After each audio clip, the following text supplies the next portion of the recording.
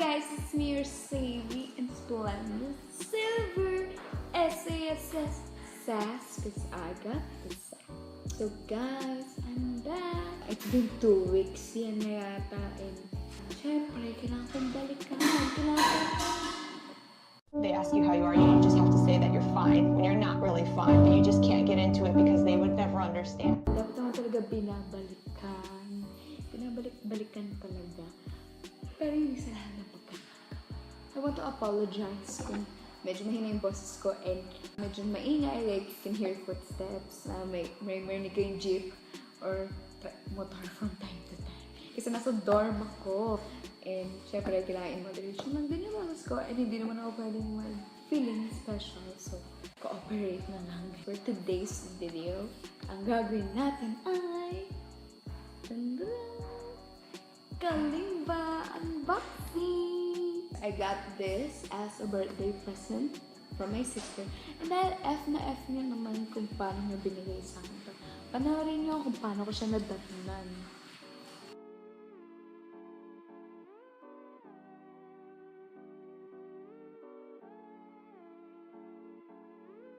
Diba? Ang galing. Feeling niya sobrang poetic niya. Congrats! Joke. Pero thank you. Kapal lang mukha kong humingi ng kung ano-ano sa ate ko.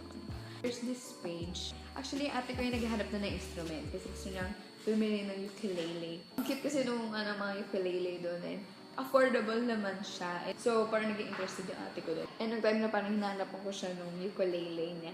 Ratnan ko to, sabi ko, hala, meron palang ganito dito. Tapos, di naging interested din ako kasi affordable naman siya. Kung masabi mo ba talagang mura siya for a Kalimba. Affordable naman siya. Mukhang legit kasi alam ko meron silang store sa QC. Sabi nga sa'yo na ate ko kapag bibili niya nga daw ako ng mga ganito. Gusto niya dun sa legit. Ayaw nang bumili sa Shopee or ayaw nang bumili sa Lazada. Meron din yata ako nakita na may bumili sa Shopee ng ganito. 1-2 niya lang yata nabili. Pero parang okay naman din ito. Pero whatever. Okay, so, ito na tayo. Ito na tayo sa dapat kong gawin, which is unboxing.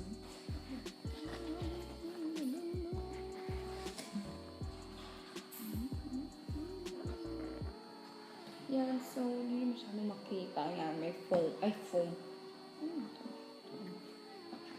May styro. Yan, okay. Isa-isa natin. Ay, hindi. Sige. So there's this yellow thing. Yan. Dalawa to eh. Yan.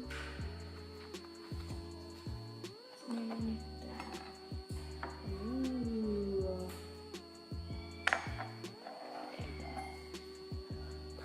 Yay, stickers.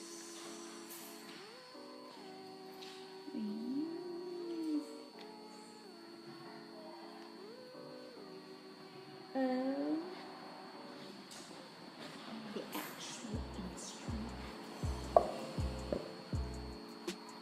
And I remember our bookman. So let's start. Okay, so etong dalawang to. I believe this is for the thumb. Para siya sa thumb talaga and feeling ko ito yung parang maiwasan ko magkakalyo ba. Well, inassume ko lang kasi parang ito lang naman, basically ito lang naman yung laging gagamitin kapag magtutugtog ka ng kalima. So, feeling ko yun. Parang yun. Di ko na alam kung may other purpose pa siya kung mag-iiba ba yung tunog kapag nakaganyan ka. Like, may specific sound siya na napopurpose pag naganyan. And this one, feeling ko ito yung pang tono. And hindi ko alam paano siya ito tono gamit ito, pero tingnan natin. Higit din natin. Stickers! And ito yung para sa chords. Oh. Hindi mo makita. Hindi ko naman ma-focus na palayo. And meron tayong green and red. Ito yung pang palatandaan para dun sa specific chord. And the booklet. So guys, ang amazing niya kasi in Chinese siya. Like wow, hindi ko maintindihan kahit yung contents. And siguro kung magaling kayo mag-Chinese, ma-appreciate nyo. Na-appreciate ko naman siya kasi may effort naman ang doon in English. Part 1. So, yung first, I think, 2-3 pages ay parang getting to know your Kalimba. Well, sa pagka-search ko kasi there are different types of Kalimbas. Merong alto, treble, and marami pang iba. So, actually, nung sinesearch ko to, hindi ko malaman kung saan siya bilong. Inaaral ko pa, actually, kung ano ba ito. At hindi kasi siya naka-indicate. Yun, first 3 pages in getting to know your Kalimba. So, how will I get to know this instrument kung naka-Chinese siya? So yun, nakalabel dito yung mga parts, pero hindi ko siya maintindihan. So, mayroon 410 Kalimba. Ay, mayroon pala iba-ibang number of keys or number of times yung ganun.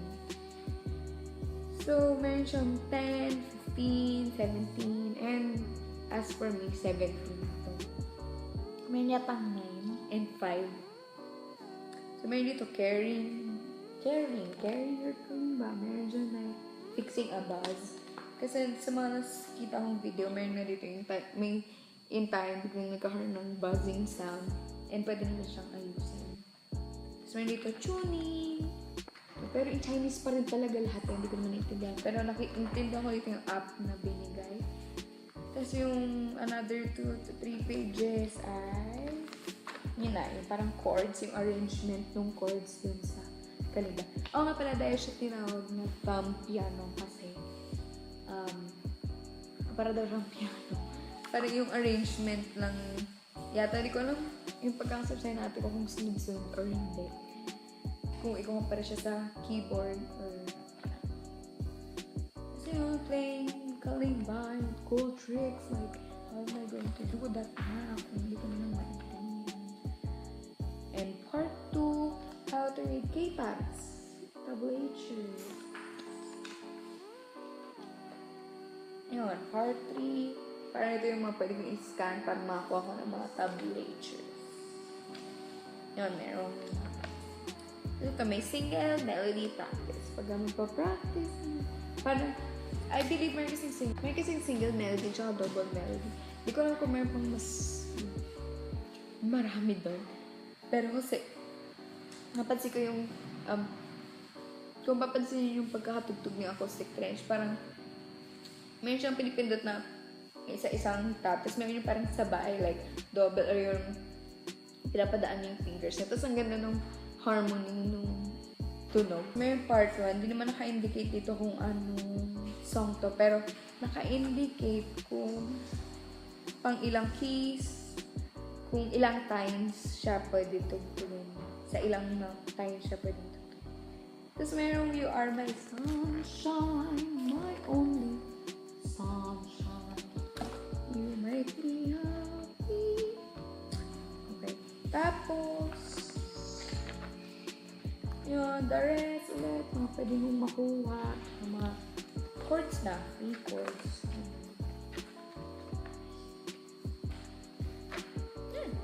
So, punta na tayo sa main event. Yes!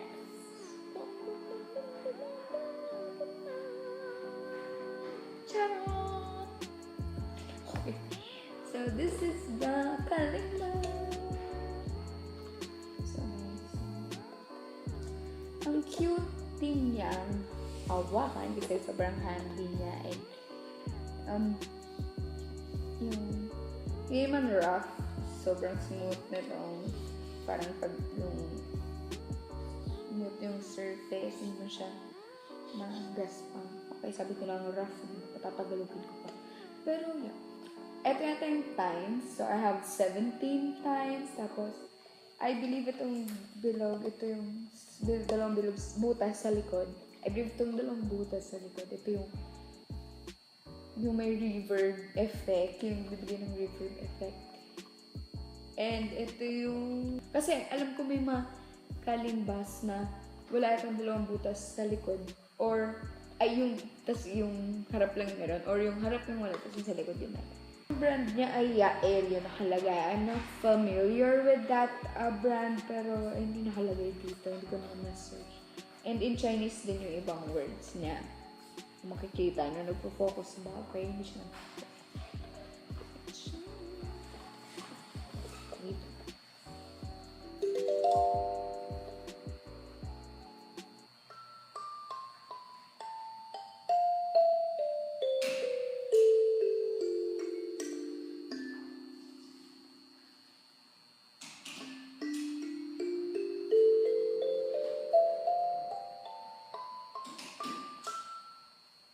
okay, so kung susundan ko to, I believe this one is C. So, C, D, F, G.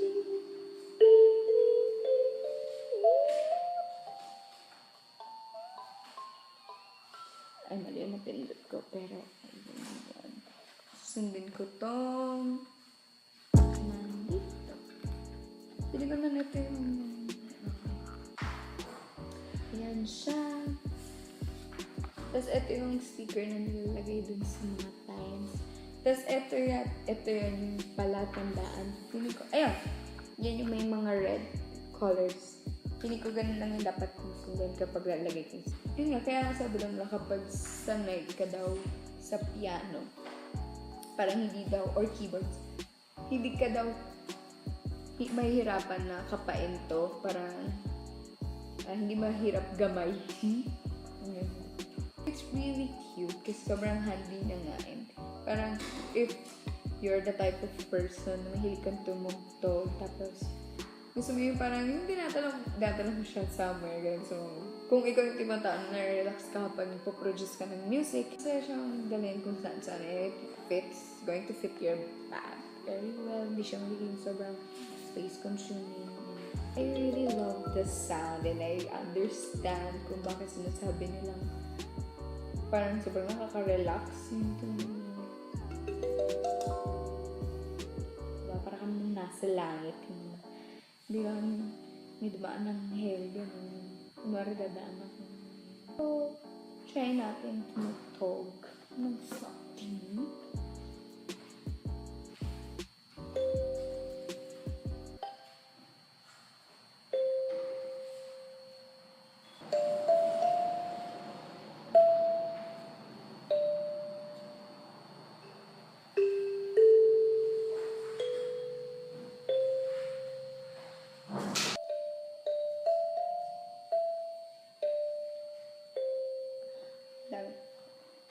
So, try natin yung parang mga nakita kong tricks. So, yung merong wawa effect na makuha mo lang siya dun sa gitna when you do this. Let's try.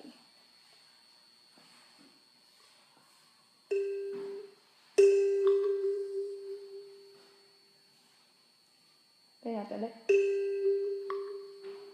Narinig nyo?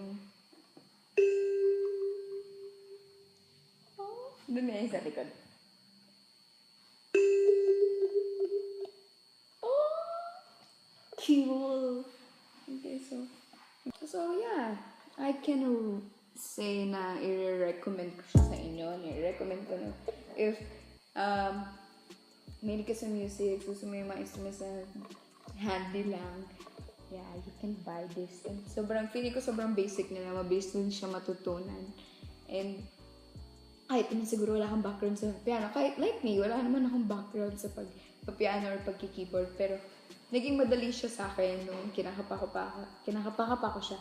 So yes, i-recommend ko siya na yun akong mahilig kasi music and gusto mo yung mga relaxing na tunog. Yes, recommend ko na bumili kayo ng ganito and it's worth it. It's really worth it. And if you want to learn, okay lang, you can start with this. Because this one is really cute. And gusto nyo lang rin talaga ma-relax. Gusto nyo lang pumunta sa mga magagandang lugar. Tapos gusto nyo tumugtog. This is the one for you. So yeah guys, thanks for watching and I hope you like this one. Pag gusto nyo bumili lang kayo G or G, I will support you guys. I will encourage you. to buy a Kalimba and to learn how to play Kalimba. And guys, thanks for watching. I hope you guys like this video, and please don't forget to share it with your friends, your colleagues. Thank you. Shout out dyan sa 42, 43 subscribers natin! Yay! Maraming salamat sa inyo. And give this video a thumbs up. Don't forget to subscribe. And don't forget to push that notification bell para every time you upload on a video, diba? Ding! Ate S.A.S uploaded the video. And ayun. So, thank you for the support. And see you. I'll see you in a bit. Ate S.A.S out.